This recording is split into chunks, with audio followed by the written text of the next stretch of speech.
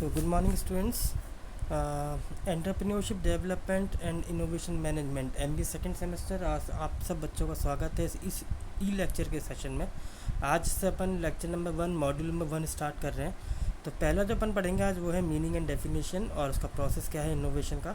सबसे पहले समझते हैं होता क्या है। तो इनोवेशन क्या है। स्टीफन पी रॉबिन्सन के अनुसार इनोवेशन एक नया आइडिया है जो कि अप्लाइड किया जाता है किसी भी इम्प्रूवमेंट के लिए किसी भी एग्जिस्टिंग प्रोडक्ट में, प्रोसेस में या सर्विसेज में।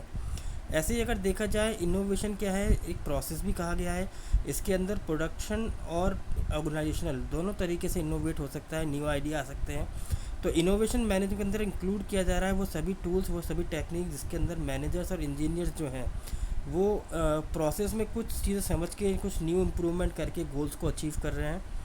इसके अलावा इनोवेशन मैनेजमेंट अलाउ क्या कर रहा है ऑर्गेनाइजेशन को कि वो अपने को रेस्पॉन्ड कर रहा है किससे, एक्सटर्नल और इंटरनल अपॉर्चुनिटीज़ के थ्रू। न्यू आइडियाज़ डेवलप कर रहा है, रिसर्च एंड डेवलपमेंट कर रहा है, वर्कर्स के न्यू लेवल पे कंट्रीब्यूट करने के लिए प्रोडक्ट डेवलपमेंट में, मैन्युफैक्चरिंग में कुछ भी नया इंप्रूवमेंट या न्यू आइडिया वो काउंट कर सकते हैं।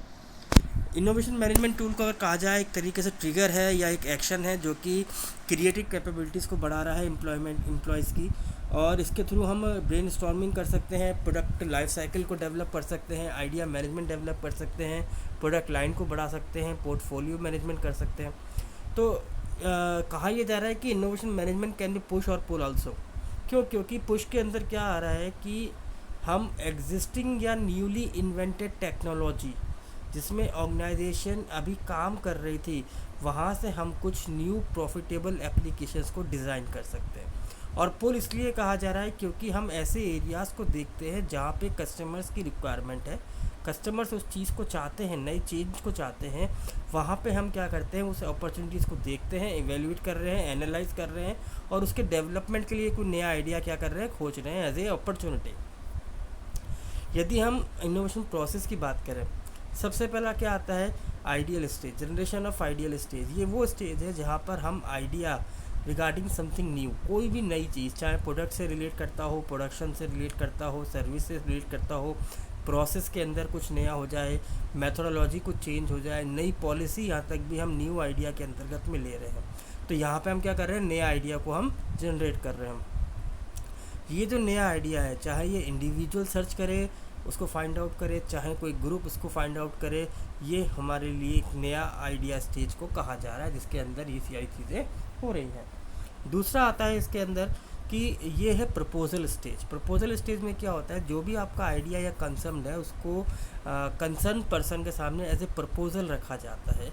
यहाँ पे हम क्या कर रहे हैं कि जो भी हमने इन्फॉर्मेशन गैदर की थी, जो प्रोसेस के रिगार्डिंग हमने इन्फॉर्मेशन गैदर की थी, उसको अब हम एक कंसेप्ट में तब्दील कर चुके हैं। यानी हमें कुछ एंश्योरिटी है उस फैक्ट के बेसिस पर कि हमारा आइडिया सही है या गलत है। तो हम यहाँ पे क्या कर रहे हैं, प्रपोजल से पहले हम यहाँ पे उसका असेसमेंट करेंगे। असेसमेंट करने के बाद हम क्या करेंगे, उसको as a proposal official acceptance के लिए आगे फॉरवर्ड कर देंगे। फिर आता है आपका तीसरी स्टेज क्या कहती है, एडॉप्शन की स्टेज। यहाँ पे क्या हो रहा है, जो भी प्रपोज़ल हम आपने दिया है ना, उसको ऑफिशियली एक्सेप्टेड हो रहा है। और यहाँ पे क्या हो रहा है, जो डिसीज़न है कि ये जो चेंज के लिए आइडिया आया है, जो ये नया प्रोडक्ट के लिए आइडिया है, क्या वो करना चाहिए,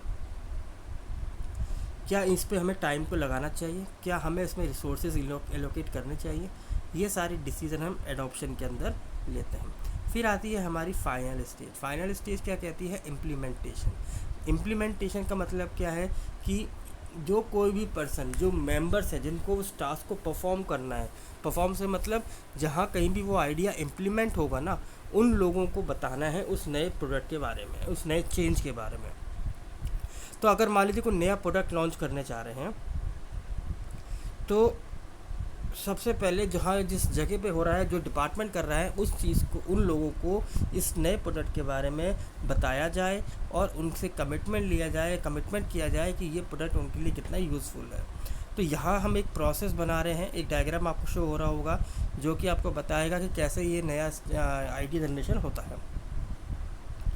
तो यहाँ पे क्या हो रहा है, जो भी प्रपोजल हम आपने दिया है ना, उसको ऑफिशियली एक्सेप्टेड हो रहा है। और यहाँ पे क्या हो रहा है, जो डिसीज़न है कि ये जो चेंज के लिए आइडिया है, क्या वो करना चाहिए, क्या इस पे हमें टाइम को लगाना चाहिए, क्या हमें इसमें रिसोर्सेज एलोकेट करने चाहिए, ये सारी डिसीज़न हम एडॉप्शन के अंदर लेते हैं। फिर आती है हमारी फाइनल स्टेज इसको हम इस तरह से भी देख सकते हैं कि मान लीजिए पहले कोई आपकी नीड है, नीड को सर फुलफ़िल करने के लिए हमने क्या किया है, हमने ऑल्टरनेटिव्स को सर्च किया, उस ऑल्टरनेटिव सर्च पे हमने जनरेशन ऑफ आइडिया को सिलेक्ट किया।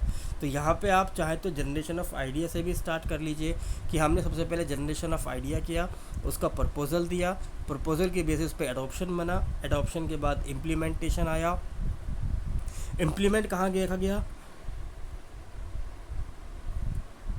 Social change. सोशल चेंज के अंदर हमें देखा कि जो कस्टमर्स की नीड है, जहाँ कहीं भी इस आइडिया को हम इम्प्लीमेंट कर सकते हैं, वो हमने एनालाइज़ किया, गैप को एनालाइज़ किया।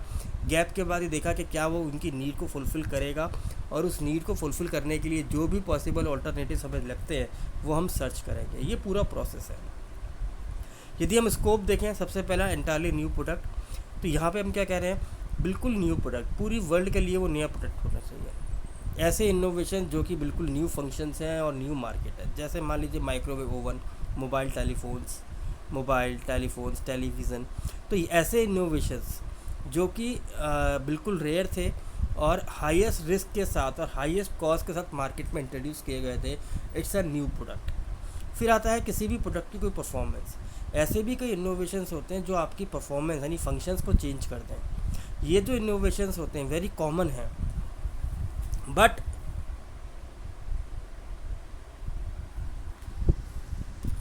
इनका जो प्राइम ऑब्जेक्टिव है वो क्या है कि आपका डेवलपमेंट भी हो, आप इनोवेशन भी कर सकें। तो यदि हम यहाँ एग्जांपल देखें, मान लीजिए डिजिटल फोटोग्राफी, तो उसमें क्या किया, हम इसकी परफॉर्मेंस को इम्प्रूव कर रहे थे। इसके अलावा ब्रांड न्यू टेक्नोलॉजी जैसे डिजिटल वॉचेस। आजकल देखिए पुराने ज़माने में कैसी कैसी घड़ियाँ आती थी, अब देखिए डिजिटल ज़माना आ गया।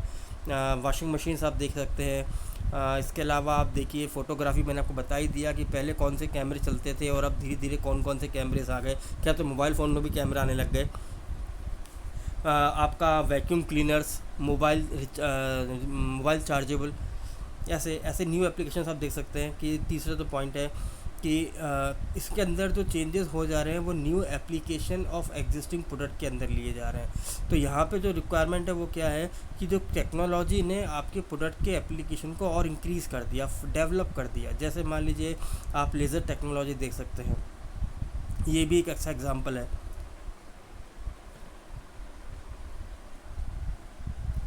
चौथा आपका जो स्कोप है आता है वो आता है एडिशनल फंक्शंस। तो इस इनोवेशन में हम क्या देख रहे हैं, जो आपके परफॉर्मेंस को इम्प्रूव कर दे, फंक्शंस को एक्सटेंड कर दे एग्जिस्टिंग प्रोडक्ट के। तो यहाँ पे हम क्या देख रहे हैं, जो भी प्रोडक्ट की इंटरनल कैपेसिटी थी, जैसे मोबाइल फ़ोन्स है ना, हमने नए पहले वो आते थे माइक्रो SD कार्ड जो आते थे, जिन्होंने फ़ोन की कैपेसिटी इंक्रीज़ कर दिया। ऐसे ही आप देखिए कि हर एक के अपने मोबाइल फ़ोन्स आने लग गए, जियो ने भी अपने मोबाइल फ़ोन निकालने शुरू कर दिए। ऐसे ही वो अलग अलग चीज़ें डेवलप कर रहा है। तो किसी भी प्रोडक्ट के एडिशनल फंक्शंस को भी वो यूज़ कर सकता है। ऐसे ही लोअर कॉस्ट, परफॉर्मेंस के साथ साथ देखा जा रहा है कि उसको इम्प्रूव करने के लिए कॉस्ट को रिड्यूस किया जाए। लोअर कॉस्ट क्या होती है कि वो आपके मार्केट को, आपके प्रोडक्ट को और ज़्यादा एक्सटेंड कर देती है, क्योंकि आपने क्या किया, आपने कम से कम कॉस्ट में उस प्रोडक्शन की कैपेसिटी बढ़ा दी, उस प्रोडक्ट की फंक्शंस को बढ़ा दिए और उसका यूसेज बढ़ा दिया। जैसे मान लीजिए कंप्यूटर्स, फार्मास्यूटिकल्स, फैशन, क्लोथिंग, ये देखिए कि इन्होंने कैसे कैसे नई नई चीज़ें कम कॉस्ट पे आपके लिए अवेलेबल है, ताकि कंज्यूमर और उन चीज़ को क्या करे, डिमांड करे और परचेज़ करे। ऐसे ही आएगा आपका रीस्टाइल प्रोडक्ट। यहाँ पे हम क्या कर रहे हैं, हम न्यू प्रोडक्ट्स को है ना ज़्यादा अपडेट या चेंज नहीं कर रहे, पर तो थोड़े से पुराने स्टाइल को हमने नए स्टाइल में चेंज कर दिया। जैसे कार या क्लोथिंग मार्केट। अब कार के अंदर आप देखिए कि पुरानी कारें होती हैं, लोग अपनी शॉप ले, उससे अच्छा उन्होंने क्या किया, कार के अंदर ही क्या है, अब दुकानें खोलने लग गए। इससे रीयूज स्टाइल प्रोडक्ट, दुकान लेने की रिक्वायरमेंट ही नहीं है, आप कस्टमर के अप्रोच तक सीधा वहाँ जा सकते हैं जहाँ पे वो अवेलेबल है। तो कम से कम कॉस्ट हो गई और न्यू स्टाइल ऑफ आइडिया हम लोग इसमें यूज़ कर पा रहे हैं। फिर आता है आपका रीपैकेज और रीनेम प्रोडक्ट। ये क्या है कि अपोजिट है कि आप नया मार्केट में कोई नई चीज़ लॉन्च करें, इससे अच्छा ये है कि आप पुरानी चीज़ को नए नाम से बेच दीजिए, है ना। तो आप पैकेजिंग में चेंज कर दीजिए, प्रोडक्ट का नाम नया नाम रख दीजिए। इसके अलावा आप देख सकते हैं कि जैसे ये देखिए कि रीब्रांडिंग ऑफ हमने देखा